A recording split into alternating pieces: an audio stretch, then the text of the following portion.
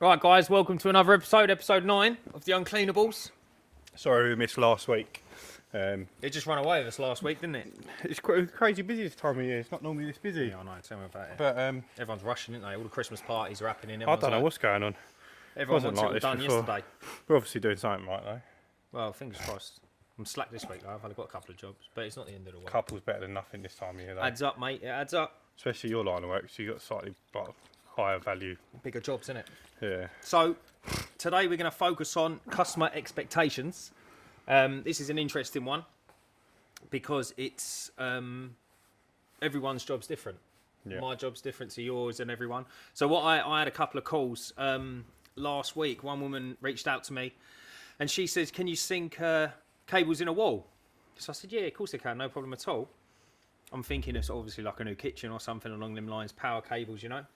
So I said, right, just when you go home, I said, just send me a picture of what you're anticipating. So sends me a picture and it's like a living room wall, 2 TV, mate, crazy old setup. Like a media wall, yeah?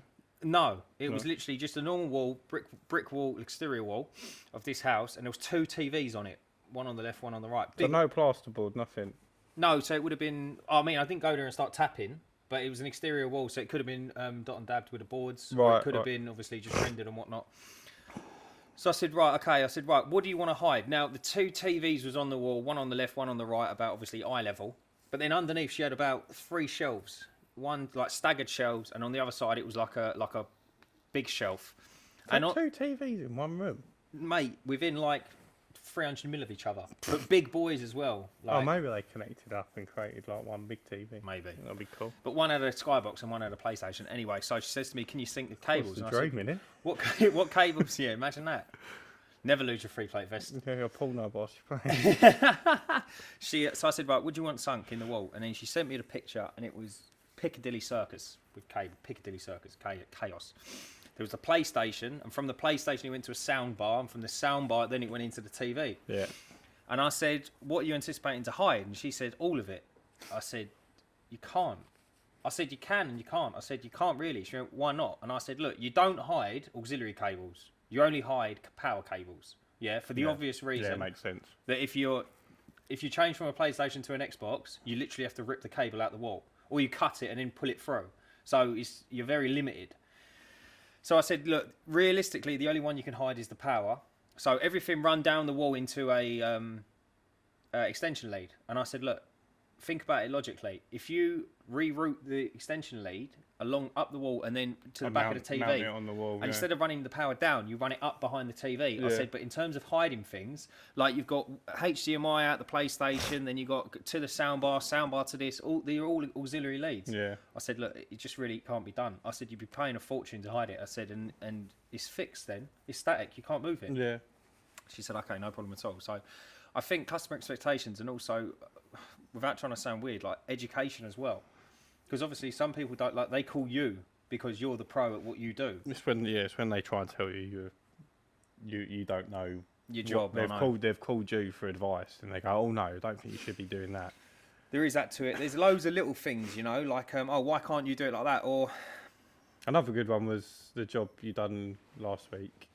with the drainage. Where one of my customers, I put down forward one of my customers to put a French drain into her garden because she had a lot of water pooling, so she had a brand new patio.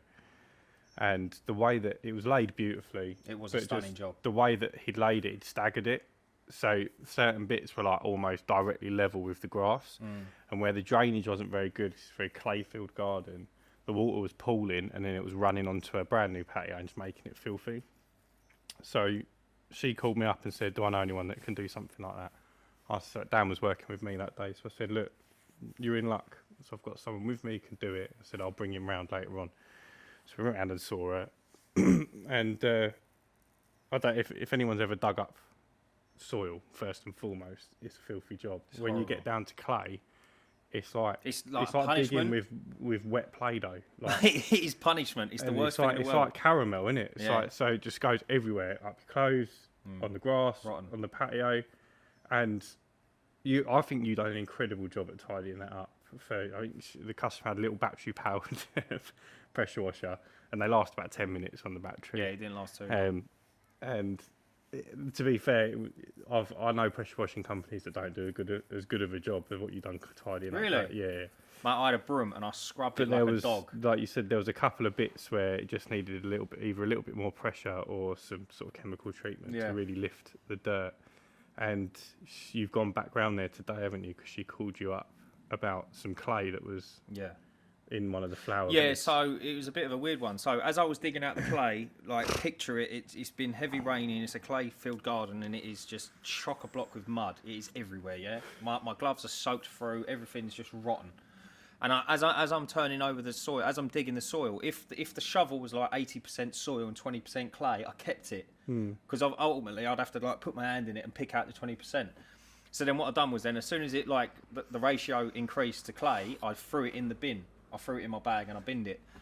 So there was a little bit of clay left and she's rung me up and said, no, I'm not happy because I didn't think you'd put any clay back. And I explained the situation. I said, look, I've put that back. So I said, look, it's no problem. I'll just come around and just pick it up. She's turned and said to me, no, I didn't want the soil back. I want it all gone. Can you take it all away?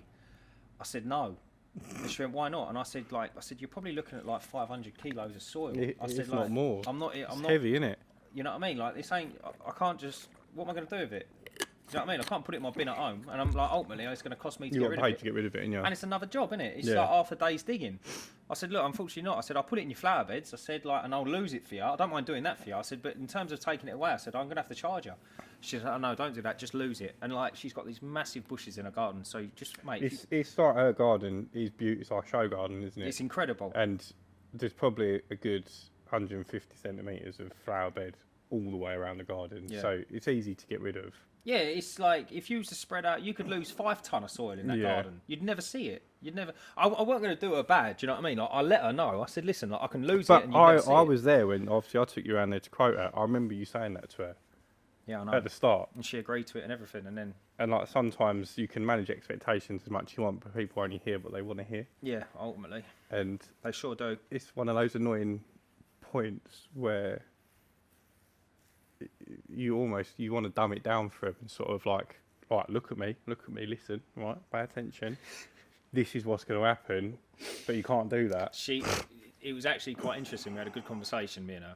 So she said to me, do you do, I'm always going to need someone to come around. It's an old woman, lovely old woman, lives on her own. She said, I'm always going to need someone to come around and do some work. I said, that's no problem, give us a call. She says, do you do price? I said, she said, do you predominantly do price work or do you do day rate? I said, no, I can do day rate. I said, but I don't really like doing day rate. Obviously, we've had this conversation before.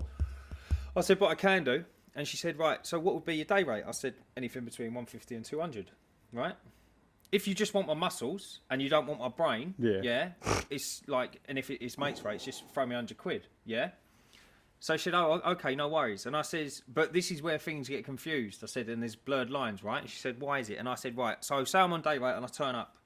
I said, and you want me to paint something, right? I said, and then you want me to re-silicone your bath. I said, is it your paint and your paintbrushes? I said, is it your silicone and your mastic gun? Or do you want me to bring it? I said, because if I go and buy it, I said, that can't come out my day rate. No, that's it. Do you understand? So all these jobs add up, and like, you see what I mean? So it needs to be there, and just a quick 2-second break. I think that might be... Yeah, so she turned around and I said, look, like, if it's my tools and my materials and bits and pieces, I said, you need to take into consideration that. But she genuinely didn't. And that's not, she just didn't know. People don't think about those sorts of things. Of course she didn't. Of course she didn't. So they think you're going to do day rate. And I turn up with £800 worth of materials and use it.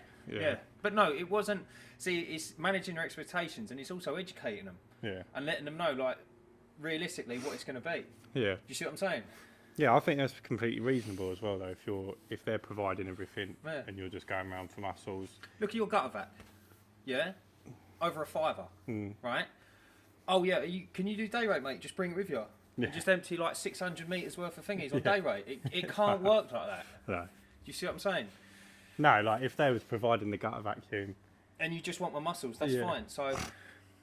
That's what people don't understand with small businesses that. Like I get it a lot. Like I literally had it today. Go on. So I showed you the email, didn't I? So I've quoted a job, office carpet clean. It's about 150 square metres, roughly. I charge £4 a square metre, so I've said 600 quid. That's obviously I'm not that registered, but that includes me bringing all my equipment, having done the training, knowing what I'm doing, taking responsibility for the work that I'm doing. If anything goes wrong, coming back and sorting it out. There's some desks that can't be moved, so there's certain bits that have to be done with one method and certain bits that can be done with another method. So I've taken that all into consideration. I've sent him an email, I've dropped down the price, I've told him how long I expect it to take, how long he can expect it to dry, how long it takes to dry. Anyway, I sent it off. Anyway, I get an email back from him.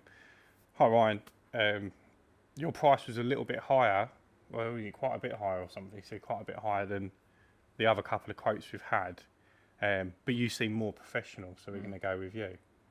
And I mean, that's business to business, so there's already a small understanding of insurance costs, time. Yeah, of course. They need it done on a Saturday morning, which I didn't charge premium for, just quote as I would.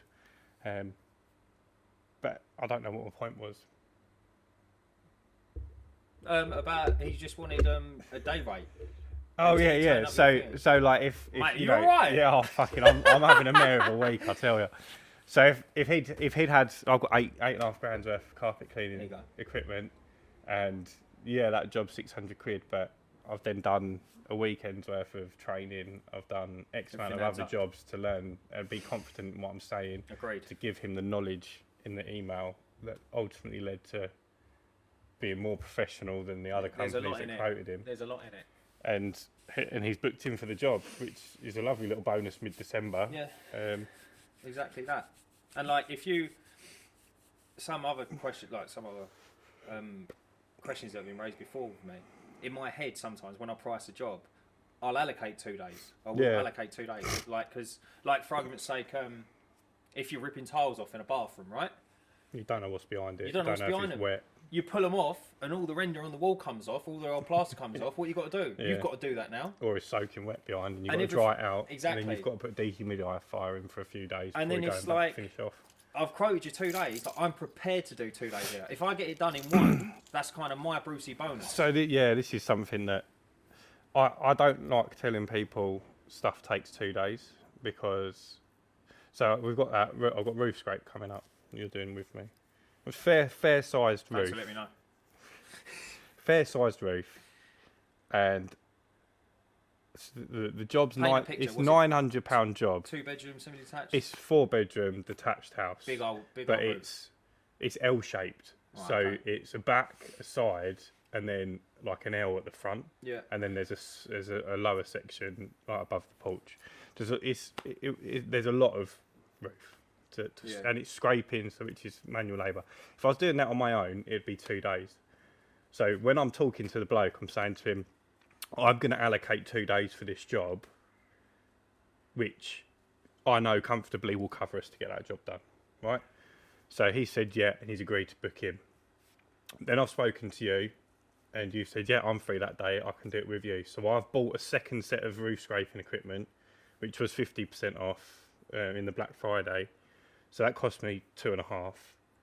Then there's going to be probably 100 quid for 150 quid in buy side. So straight away, I'm 400 quid in the hole, and that's if the job takes us 1 day. If it takes us 2 days, I've got to pay you for a second day. So I'm looking at 500 quid cost and a 900 quid job.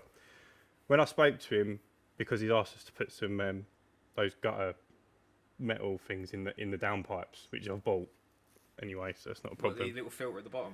Catch all the ones at the top. The little metal balls. Yeah, they're weird looking, isn't they? Yeah, so we're going to put them in. I've got to get some silicone as well. So we've got silicone a bit of his gutter and all. Don't know if we forget to do that.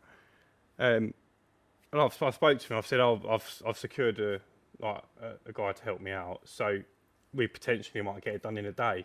And he's gone, oh, it's a lot of money for a day's work, isn't it?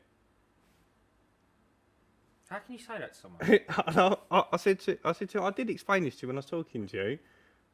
If I do it on my own, it's 2 days. I've still got to... So say I didn't own the scaffold tower. It'd be 100 quid in the scaffold tower, 100 to 150 in buy side.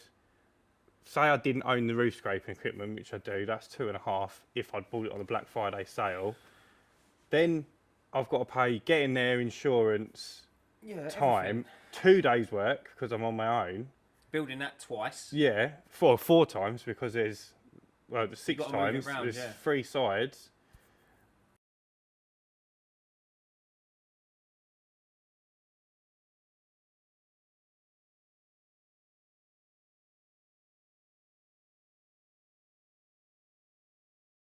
me to do a job. Yeah. If I hired 10 people and I We've had done 10 roof scraping sets and we done it in an hour and a half, You're going to moan. what's it to you? Yeah, exactly. I've got to pay 10 lots of wages Yeah. for the hour and a half, 10 lots of roof scraping kits. Do you know, and another thing as well, right? It's knowledge. Yeah. Like, I've made so many mistakes. I don't know everything. I know I don't know everything, but I've made a lot of mistakes, right? And I'm very good at turning my hand to anything. Yeah. And I know bits and pieces like that. And I just think, like, mate, with all due respect, like, I'm earning on my mistakes now. I had to make that's them. it. Yeah. Do you see what I'm saying? Yeah. So, but saying that to you, like, oh, it's a lot of money for one day's work. It's like, well, how about I drag it out for a week and you pay me more? Yeah. Do you know what I mean? So if you're happy to pay $4.50 a day, I'll just spend a week doing it. Yeah, I'll just And I'll just come do a little bit a day and then have a cup of tea. Do you see what I mean? Yeah. This is why I hate day rate. I had that one other time with a window cleaning customer. So I cleaned his next door one neighbour, but they were both set back. So both his one was a bungalow, but he had probably 40 windows in this bungalow. Like every wall which could have had a window in, he'd put one in. And then he had like an outbuilding with windows as well. Jesus can sunbathe in his living room. And I said to him, look, I'd clean your next door but one neighbour. Yeah. Although it doesn't really help me because I've got to drive down their driveway to do their one, back up, then down your one. I said, you're next door to each other, so I'll do you a bit of a deal. And I said, 27 quid a month. And he went, what?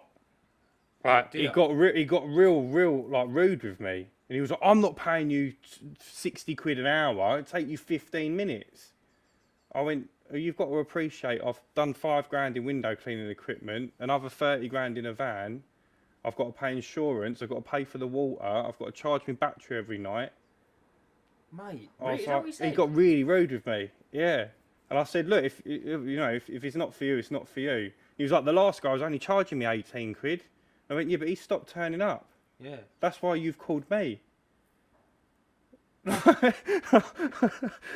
people, I don't know what goes through people's head. I'm like, the guy you was paying 18 quid... Doesn't do it anymore. He probably does do it, but you're not paying him enough. Yeah.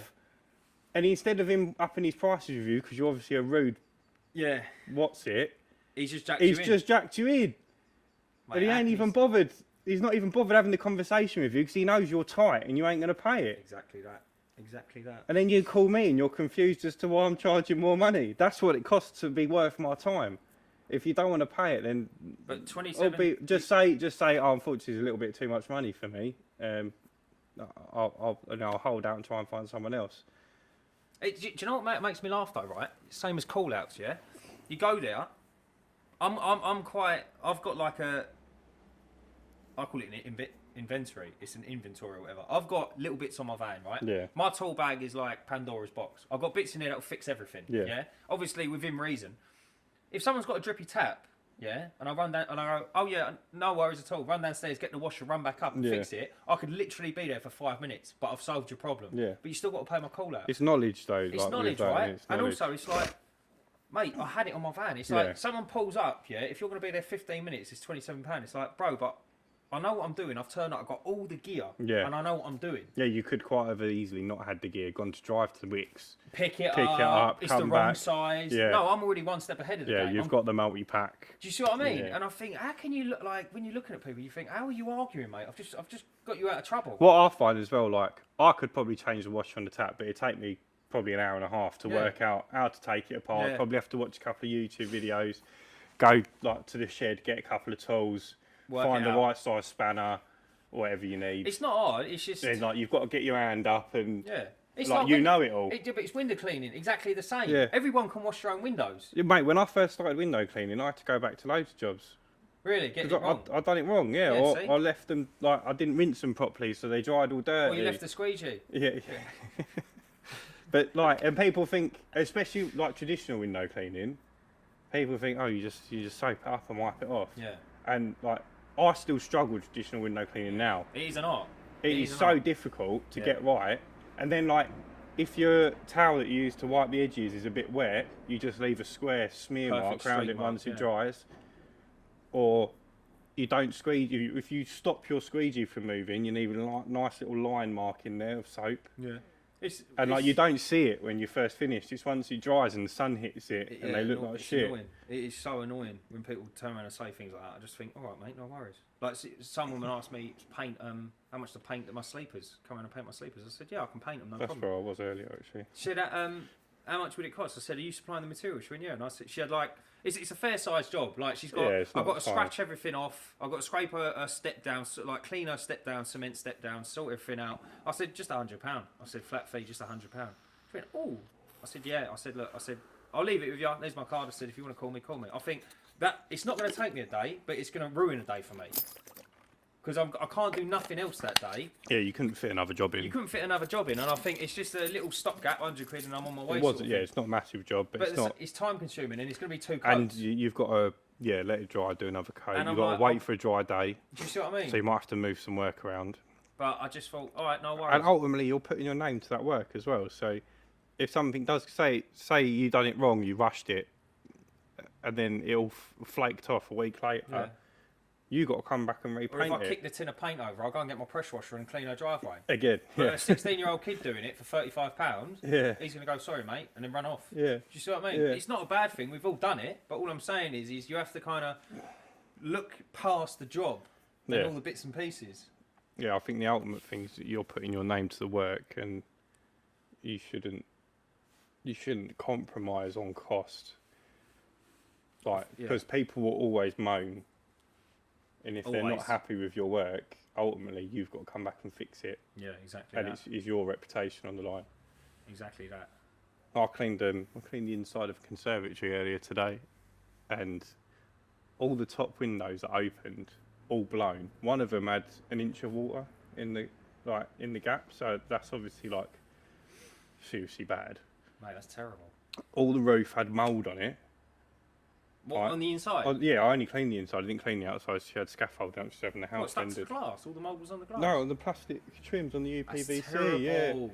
Yeah. How She said, like the two cats spend a lot of time in there, and she was concerned about the cats breathing. Mate, the cats? And she asked me to bring in a load of towels to put over like the table and that. And I was like, the water ain't your issue, mate. Innit? Mate, you're making my tools dirty. Mate, it was dirty. But the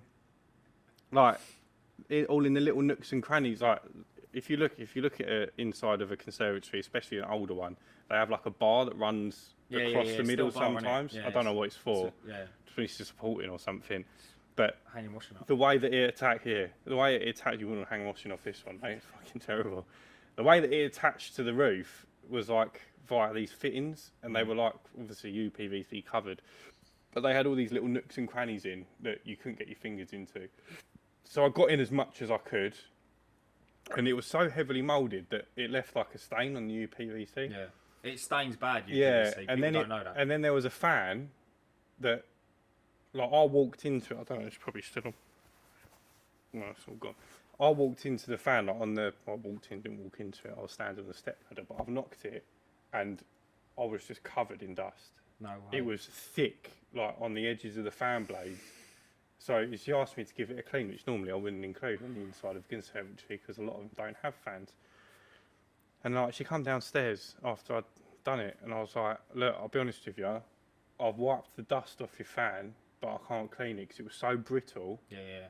I was like, I don't want to break it, and that's not what I'm here to do. But I said also, if you look at the little nooks and crannies, I've got my finger and I've pushed the towel in as much as possible, but I can't get it all out. And she was like looking at it, and she went, "Oh yeah, no, that's all right."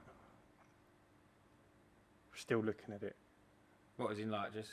Like, and you know when someone wants to say something. Yeah. Like. And I've said to her, if you want me to go over any more bits, like just let me know, and I'll go back over them again. But compared to how it was, no, you're all right.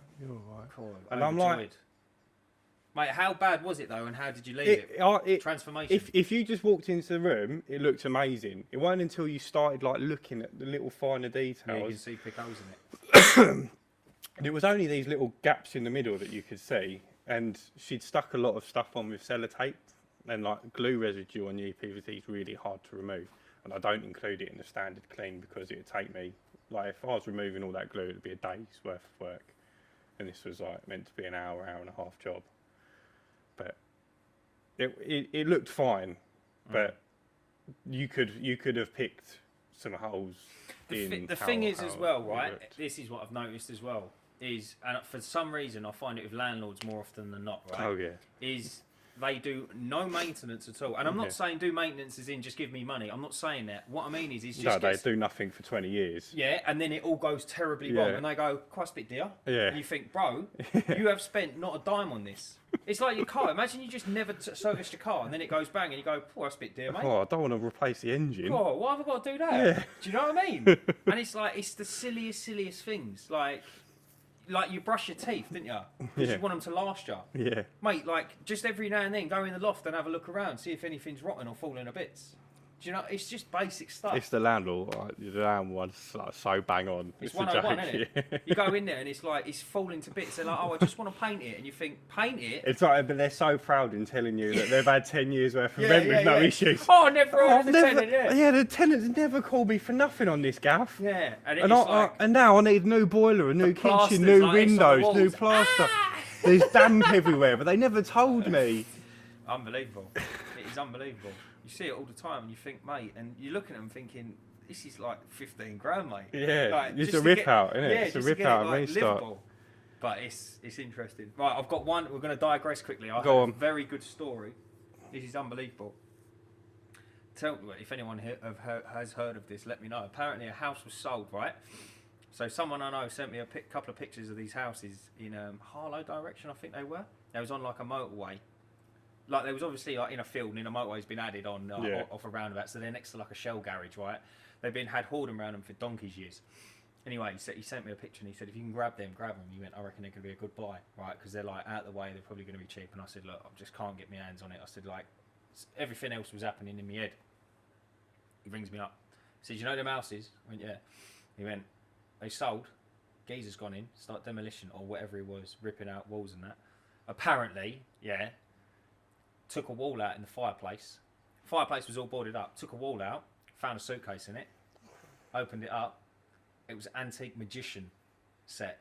Really? But like, he was like Houdini, but he weren't Houdini. Yeah. He was an equivalent from France or Germany. Yeah. Settled in that house, hidden it, sold, auction. How much? $1 million. No. Went for over $1 million. Fucking hell. And I was like, bro, could you imagine?